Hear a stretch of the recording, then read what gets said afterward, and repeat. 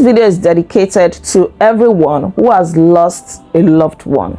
I know what it feels like to lose a loved one. It is not something that anybody wants to go through. So my thoughts are with you, my prayers are with you as well, because losing a loved one is something that even time does not get to heal for some people.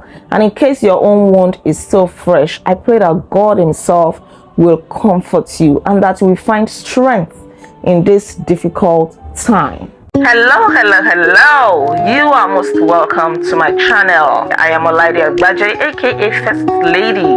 On this channel I share inspirational, motivational and educational content. I also share tips on intentional living. Kindly subscribe to my channel, please like my videos, comment on them and do well to share them.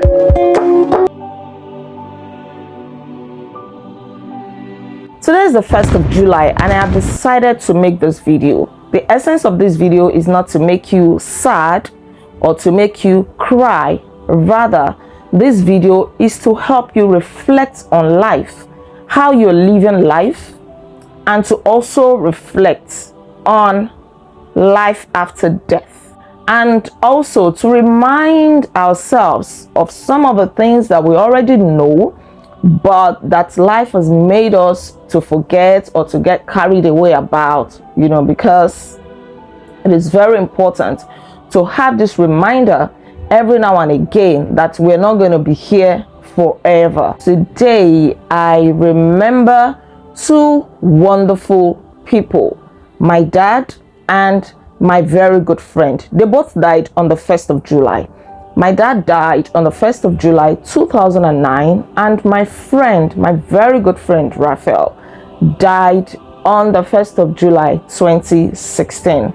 Their memories remain very fresh with me because they were wonderful people. In this video, I am just going to be sharing a little bit about their death, but more importantly about the lessons that we can draw from this.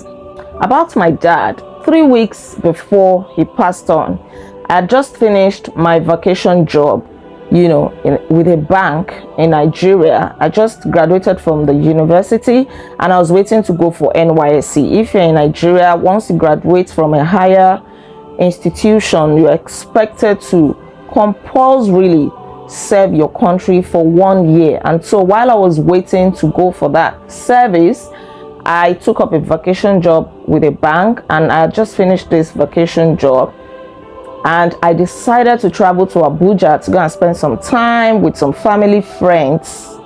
But I did not inform my dad.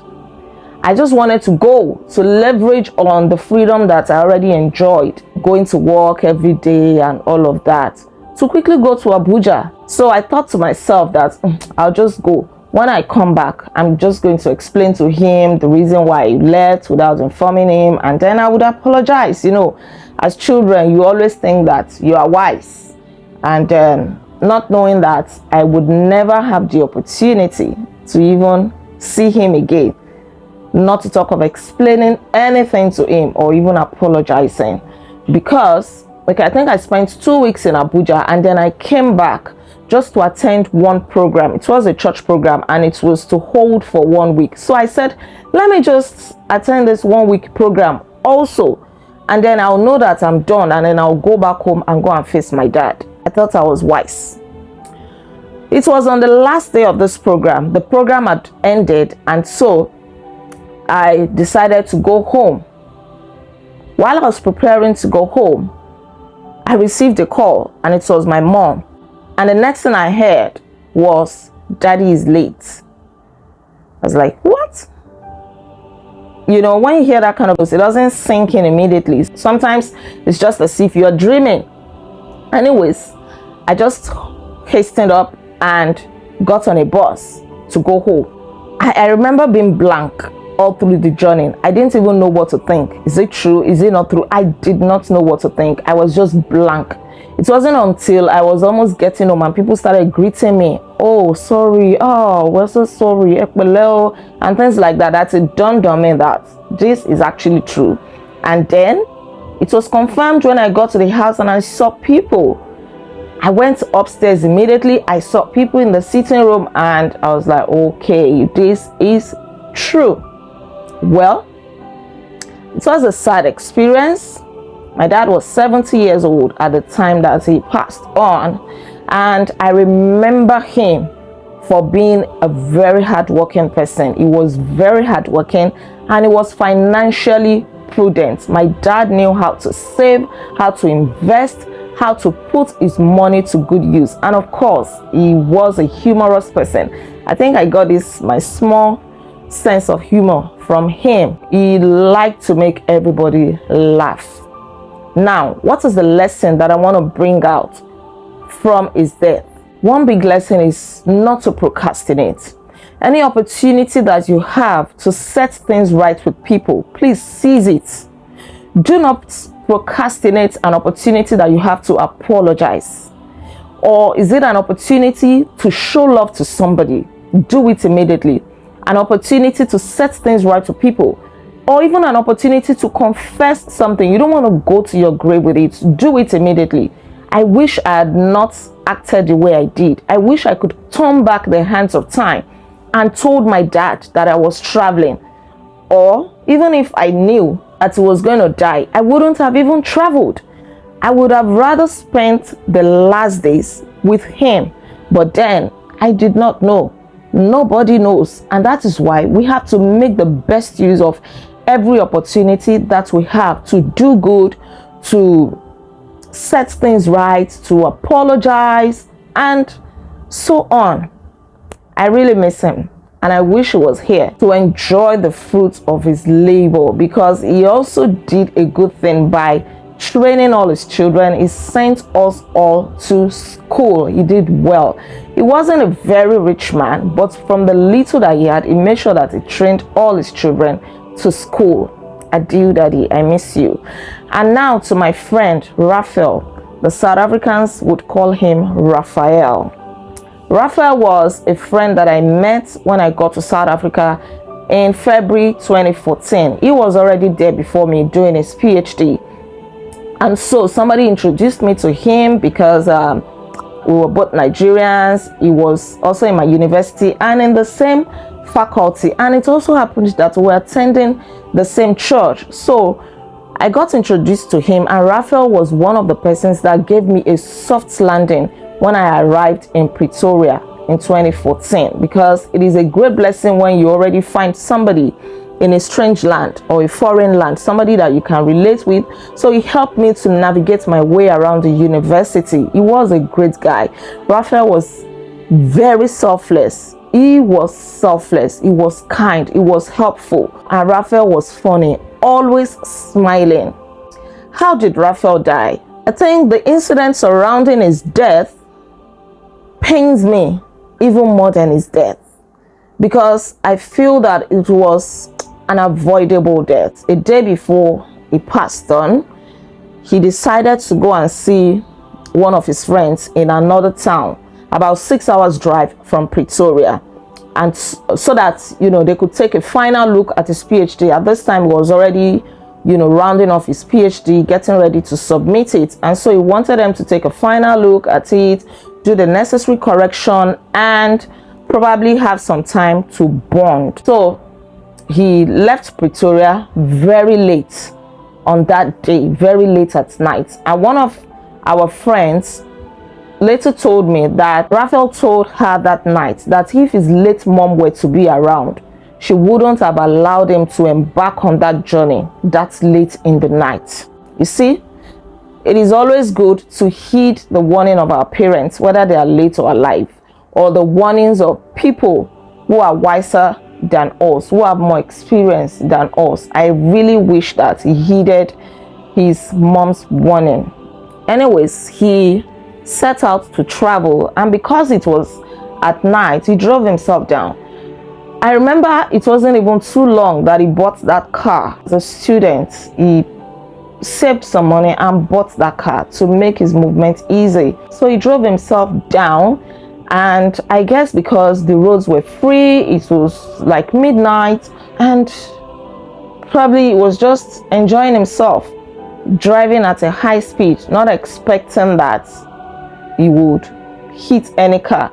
But then it got to this traffic light junction, and there was another car that was coming. Probably the driver too was having the same thought as him. They had a terrible head-on collision.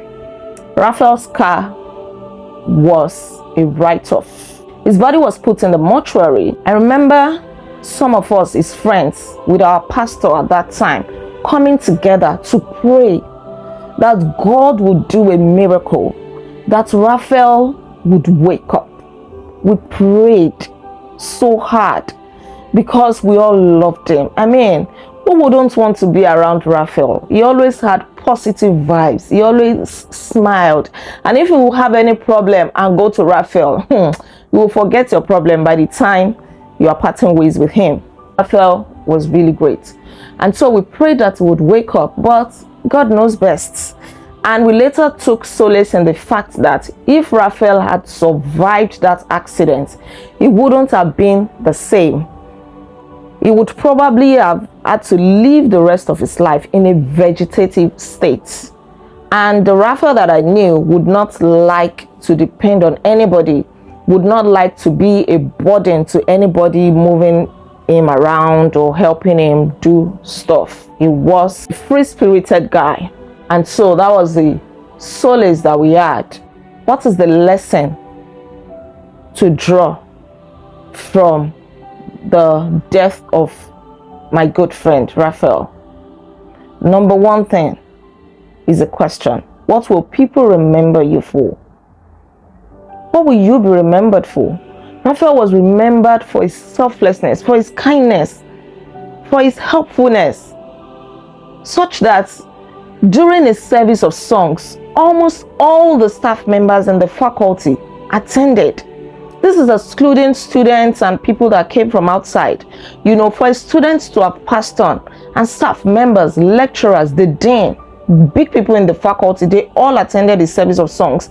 And did I mention that Raphael was an ethical officer in the faculty? What this means is that as a postgraduate student or a lecturer or an academic, if you want to go and conduct research, you have to apply for ethical clearance. So your application has to go through Raphael's office, and it was very helpful. Sometimes he would tell me that, do you know that I've not even done anything about my thesis in the last 2 weeks. I've just been busy helping people attending to the applications so that they can quickly go to the field to conduct their research. He was that selfless, and so he was remembered for that. They all left what they were doing that afternoon, I think it was a Friday afternoon, and attended a service of songs. People were in tears. People were in a sorrowful mood, even though he was just a student, and his degree was awarded to him posthumously. Another lesson is, do everything that you can to rain on people if you think that they are making a wrong move. I wish that our friend would have rained on Raphael not to travel that night. She would have helped him to remember his late mom's advice not to travel that late in the night, because Raphael was a very big risk taker. He was a risk taker.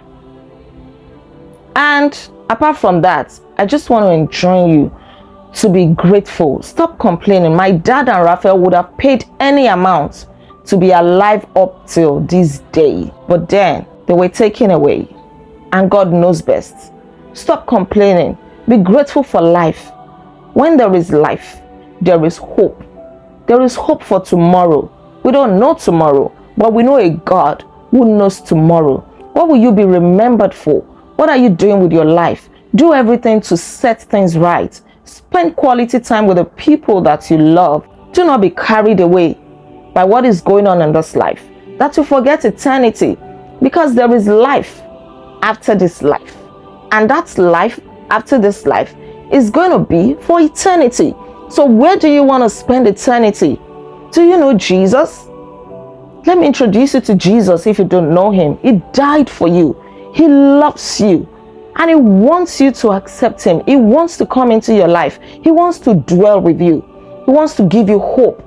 He is the sweetest friend that anybody can ever ask for. He loves us to the point that he died for us. Give your life to Jesus if you haven't. And if you have backslided, this is an opportunity for you to reconcile with your Maker. Because tomorrow is not promised. Tomorrow is not guaranteed. There is life after life. Where will you spend eternity? What do you want to be remembered for? Remember your Creator. Remember your Maker. Today, I remember my dad, Dr. Adeshola Ishola Ogbeniga, and my very good friend and brother, Raphael Olorunfemi Akomido. Continue to rest in the bosom of your Maker. This solid ground forms through the fiercest drought and storm.